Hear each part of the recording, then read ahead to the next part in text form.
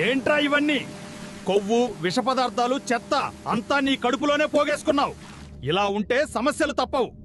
నేను కొత్తిమీర అప్పుడప్పుడు నా ఆకుల కషాయం తాగితే ఇలా శరీరం మొత్తం శుభ్రం అవుతుంది. విష పదార్థాలు బయటికి, ఆరోగ్యం లోపలికి. ఏంట్రా లోపల రాయి పెట్టుకుని బిల్డప్ ఇస్తున్నావా? నీళ్లు తాగడానికి టైం లేదు. కోలాలు, జంక్ ఫుడ్ మాత్రం రెగ్యులర్. అందుకే కిడ్నీలో ఇలా రాయి కూర్చుంది చూడు. నేను రణపాల ఆకు. నా కషాయం తాగితే కిడ్నీ ఆరోగ్యంగా ఉండేందుకు సహాయం చేస్తా. లోపల మార్గాలు క్లీన్ అవుతాయి.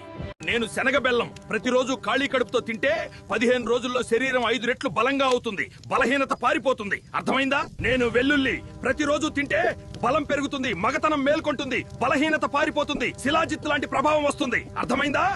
నేను పెద్ద యాలకులు వారంలో ఒక్కసారి నమిలితే శ్వాస ఫ్రెష్ గా ఫీల్ అవుతుంది, ఛాతీ లైట్ గా ఉంటుంది. కానీ ఓ మాట, ఆరోగ్యం కోసం అలవాట్లు కూడా సెట్ చేసుకో. అర్థమైందా? నేనేను మఖానా వేడి పాలలో వేసుకుని తాగితే బాడీకి కామ్ ఎనర్జీ, ఎముకలకు న్యూట్రిషన్ సపోర్ట్ అవుతుంది. రోజు చిన్నగా అలవాటు చేసుకో, బలహీనతకి బై బాయ్. అర్థమైందా? నేను చిన్న ఉల్లిపాయను.